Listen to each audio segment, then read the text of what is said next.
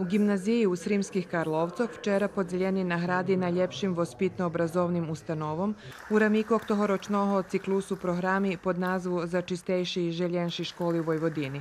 Predstavnikov nahradzenih školok privitali podpredsjedatelj pokrajinske vlade i pokrajinski sekretar za predpisanje u pravu i nacionalni menšini nacionalni zajednici Miha Njilaš i pokrajinski sekretar za zaštitu životnog sredku Slobodan Puzović. Zo 63 predškolskih, osnovnoškolskih, srednjoškolskih, muzičnih i specijalnih ustanovoh vybraný 15, kotri buli najuspišnejši u vytvorjovanju aktivnostog zo spomnutej oblasti.